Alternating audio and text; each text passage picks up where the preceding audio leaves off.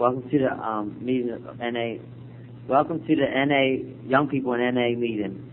And for our first speaker, Sara is going to share her experience, strength, and hope. She's from the Small Wonder area.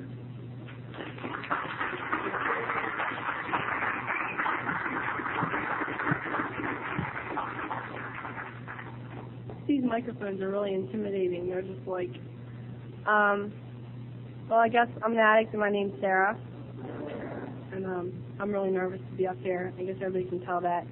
I shared that one time at a meeting, and some guy told me that there's like the scale of fears for people, and public speaking was number 1 and death was number 10. So I didn't feel so bad. So I figure everybody's pretty nervous.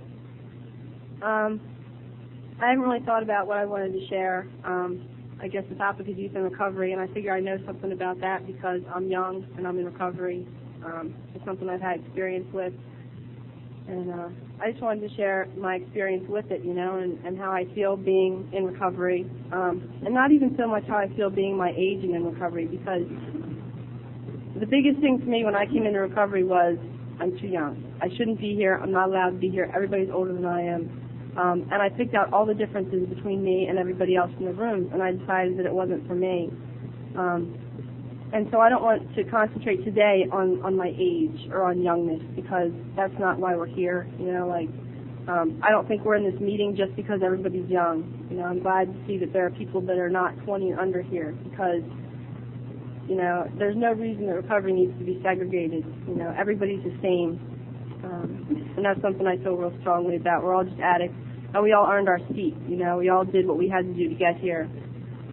My big thing was, I've had people come up to me and say, we're really glad you're here before you had to get any pain, and I've had people say that to me, and it's just like, I wouldn't be here if I didn't have any pain. I didn't quit using because drugs were fun for me. I didn't quit using because I liked active addiction. I quit it because it hurt. And I guess I'll start out. I'd like to be able to cram my whole life into 20 minutes and tell you guys everything that happened to me, but I can't. And I figure the addiction part of my life is pretty much the same as everybody. I use. And I don't want to get into a whole bunch of drug stories and a whole bunch of using stories, because that's something that I can do real well. I can sit and talk about all the things that I did. And I could take up hours just doing that. But I don't know. I figure I was an addict when I was born. I didn't use as soon as I was born. But even the things I did before I started using when I was little, when I was a baby, they weren't what other people that aren't addicts did. They weren't attitudes that other people had. They weren't acceptable. I was really young when I started realizing that I was different from people. I wasn't the real popular kid in school. I wasn't the real popular kid in nursery school. I was the kid that everybody picked on. I was the kid that whined a lot. I was the kid that had to have what I wanted, or I found a way to get what I wanted, and it was never working for what I wanted. It was never talking to people for what I wanted. It was always demanding what I wanted, manipulating for what I wanted. I was a real selfish little kid. I was just real maladjusted to life, and I think that was real clear before I started using. And I don't know what a functional family is. I used to say I come from a dysfunctional family, but I don't really know anybody that has a functional family. I think everybody has problems with their home life, and I can't say that mine was, that good or that bad. I was born into basically a middle-class family, and I was abused as a child. We had a lot of problems with our relationships. And my house wasn't a house where you could come home from school and say, I had a really bad day, somebody hurt my feelings. Or my house wasn't a house where you could say, I don't like what's going on here, let's sit down and talk about it. In my house, we learned to hit, we learned to yell, we learned to hide. I was thinking about my childhood, and I realized that I learned to push people out really early. I used to go into my room when I was pissed off and literally push all my furniture up against my door, so nobody could get in. And that's an extreme case of not wanting anybody to know who I was, not wanting anybody to be around me. And I grew up like that, So I got older, and I closed up, I lived with having my feelings inside myself. I didn't know what my feelings were, because we never expressed them at home, and I used to say that I started using because I was abused, because I didn't go on with my family, because I couldn't do what I want, because I wasn't free at home, you know. I used to give all these reasons for why I started using. And I started using because I wanted to, you know. And I used to say, when I went into rehab, I was forced to go, and they told me there, they said, you know, you started using because you wanted to fit in. And I said, no, that's so classic textbook, you know, like, teenagers start using because they don't fit in. You know, and that's kind of true. You know, I looked to where people were accepted, and I looked at the people that were using, and I saw them being accepted, you know, and I wanted that. And it started at a really early age that I just wanted to use, you know, before I started using. I wanted that way of life. And I don't know, I think that, you know, I started using because I wanted to use, you know, and there was nothing you could tell me that wasn't going to make me. The more people told me that I was doing things that were wrong, the more I wanted to do them because I liked them. I don't know. I lost track of what I was saying. I don't know. I know that I always wanted to be something different than what I was. You know, my mom always used to kid around with me like, you were 21 since the day you were born. You know, like when you reach this age, you'll be your prime age because you've always wanted to be that. I always wanted to be prettier than I was. I always wanted to be older than I was. That was a big thing. I spent most of my addiction trying to look old. I spent most of my addiction trying to be able to get into bars. You know, I spent most of my addiction trying to date men that were like 10 years older than me. Because I wanted to be older, because I wanted the freedom that came along with being older, because I was 13 or 14 and I needed to be 18 to do what I wanted to do, because my parents were in the way of my addiction, because school was in the way of my addiction, because my job was in the way of my addiction. I didn't want to do anything but use, and everything that I was supposed to be doing was just in the way of that, you know. So I gave up the life that people wanted me to lead, you know, like I was in high school, and I just decided that high school wasn't for me. I needed to use fuck school, you know. And people kept telling me, look, school is your job right now. You need to go to school. It didn't make any sense to me because school didn't have any place in my future. I didn't want to do anything that involved education, you know. It's kind of ironic now. I wanted to use. My dream was to be the coolest grandma and teach my grandkids how to party, right, you know, how to do it up. I wanted to go live on an island somewhere with all the drugs in the world and no one else but me. I hope people are laughing because they think that too. Everyone should feel like, yeah, right, whatever. You know, and those were my dreams. Those are the dreams that I had when I was using. You know, I don't know. I don't want to go through my whole story. You know, I tell my story. Sometimes I get sick of hearing my story. You know, it's like I only have one. You know, and I used to have this hospitals and institutions commitment, and I would go in every week and share my story, and after a while I got to do the same old shit, you know. It's just like, I don't know. I was a minor when I got clean. I just turned into a major, so I'm not like, I'm not really, you know, but I like saying that. It makes me feel better. But the point is that somebody could look at my life and say, your life is unmanageable, so we're going to manage it for you. My parents lied to me and took me to a hospital, you know, and I was pissed about that for a very long time. You know, it's like, you don't tell me you're taking me somewhere and then take me somewhere else. But that's the only way they could get me there.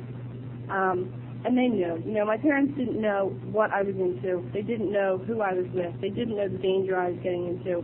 They didn't know the drugs that I was using and how sick I was. But they knew that there was something wrong with me. They knew that I used. They knew that I didn't go to school. They knew that I was hurting, you know, and they knew I needed help. And so they put me in a hospital, and it pissed me off because they called it a psychiatric hospital, and I spent a long time fighting about that. No, it's a rehab, you know, I'm not in a nut hut. And that doesn't really matter to me anymore, I guess. But I wouldn't see them for a month. On their way out the door, I said, fuck you, I don't want to see you ever again, I hate you. And that must have hurt, you know, a lot. It must have taken a lot for them to take me there and leave me there. And I was real hard ass for about a month and a half, you know, and nobody could tell me anything. The world was wrong and Sarah was right. There was nothing anybody could tell me that was going to make me stop. You know, when I got out, I was going to use again. And they brought Narcotics Anonymous meetings into that institution.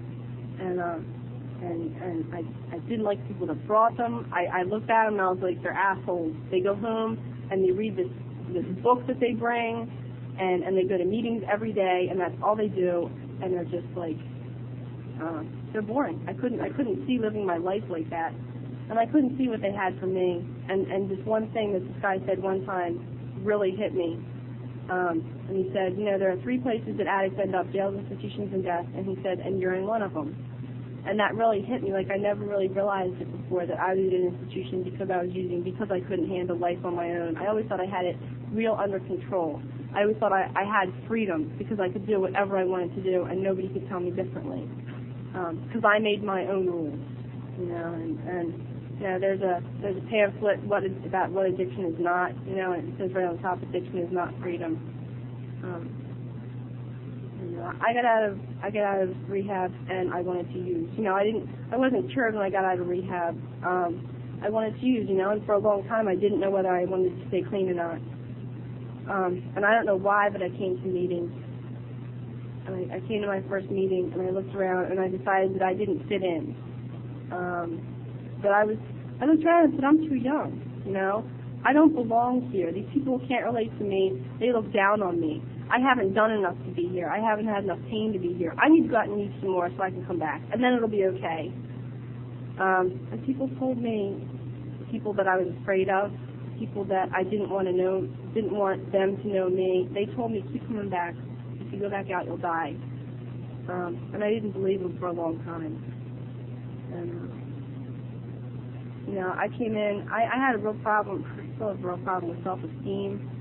I used to base my self-esteem on how I looked all the time. I still have a real problem meeting and making friends with women in the program.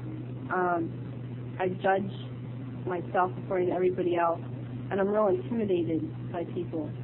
And I came into the room and I hid in a corner, literally, and I sat there and I didn't say anything during the meetings. And I don't know.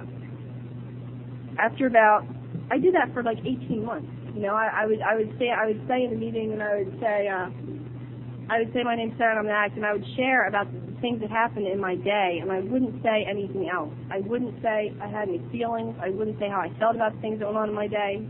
I wouldn't say. I just said what happened, and that helped me share. That helped me get a feeling for what it was like to share with other people. But I didn't trust the people in the rooms, I didn't trust that they respected me. I felt stupid because I didn't feel like I could go in and share anything of value because I went back to high school after I got clean. I respect anyone that goes back to high school clean. It's a hard thing to do. It's very hard. I'm back to the same school that I went to when I used, and it was hell, It was really difficult to see the people that I used with. I spent a long time building up a bad reputation for myself because that's what I wanted. And I went back to school and I couldn't get rid of it, It was like, and I didn't want it then, but I couldn't just be like, okay, I'm back. Forget all the things that I did, and now I'm different, It just wasn't that way. And I wasn't different when I came back, I didn't work, when I first got in recovery, I didn't work any steps. I didn't have any feelings. I didn't have any trust. I didn't have any open-mindedness. I didn't have any willingness. I didn't have much honesty. I didn't have a sponsor. I had a home group. I was like, I have a home group and I share, and that's what I do, It took me a long time. I had 18 months clean, and I thought I had it together, and I thought, I was doing things like I was working the first step in my life, because I would read the steps and I would look down to 1, and then everything below 1 was off limits because they said God. And I worked step 1 in my life, I thought, and I fell apart in about 18 months, and I was crying in the meeting, and I went up to some friends of mine and told them that I needed the name of some people so I could call somebody and ask for a sponsor, and that was a real big humbling experience for me, and so I called this person up and I said, will you sponsor me? You don't know me, but will you sponsor me? She's like, okay. So my sponsor ever since, and the one thing I remember is I called up and I said, by the way, I'm only 16. Will you sponsor me? That was a big thing because I needed that reassurance that somebody was going to think I was okay in recovery because I was young, because I just didn't have it. And she said, I don't think it matters what age you are as long as you want recovery. And that really hit me. And I started working the steps, and I would go around to meetings for a long time, and I would share in meetings, like, I'm okay, I earned my seat here, I'm okay because I'm young, I have my pain. I would share about my pain. I would qualify myself every time I went into a meeting, and I used to think it was because I was letting other people know that I belonged here. But I was letting myself know, I was reassuring myself that I was okay. And with that came a lot of acceptance with myself. I gained a lot of self-esteem. I don't have to worry about what I look like every time I go out of the house. I don't have to worry if I look 25 or 21. Today I probably don't even look like I'm 18. I looked in the mirror. I was like, God, I'm wearing a costume for this meeting. It's like, osh, gosh, gosh, dude. I don't have to worry about how old I look. I don't have to worry about how old I sound. I don't have to worry about what I do anymore because I'm okay, and I'm in recovery, and I know that I work my program some days, and I'm an okay person, and it's okay to be in recovery and young, and I used to think that it was unfair because I didn't get to do enough things, because I came in and I was like, everybody else got to do so much more shit. Like, I was really pissed off because I didn't get to shoot up. Like, that's sick, that's really sick, but I felt that way. I don't have to do that, and when I started thinking about all the fun I have, when I start thinking about, God, I'd really like to go back and use because I did this and this and this and this. I'd like to think about, do I want to get beat up all the time, do I want to be abused, do I want to be just, like, do I want to live in hell, because I want to have these few feelings that I think drugs can give me, and they can't, and I know I belong here today. It might take a really long time. I don't know. I had a real awakening last weekend because I have this thing. I always thought I'd have this magic number of years or months or whatever that would make me cured, and I haven't gotten to it yet. I don't know when it's going to come. I suppose it probably never will. But I tend to get in this frame of mind where I think I'm okay, where I think I don't have to do anything because I have this much together. I went away for a weekend on my first professional convention. I expected it to be like an NA convention. It wasn't. Nobody hugged anybody. I had to wear business suits. I was like, and I got there and I was in a room full of 800 people and I ran out crying because I didn't know how important NA was in my life. I really take it for granted. I live near meetings. I can get to meetings. My friends are there all the time. And I never think about how important it is to me. And I didn't have it there. And I didn't know where it was. And so I ran out and called the hotline and called the clubhouse and got somebody to pick me up for a meeting.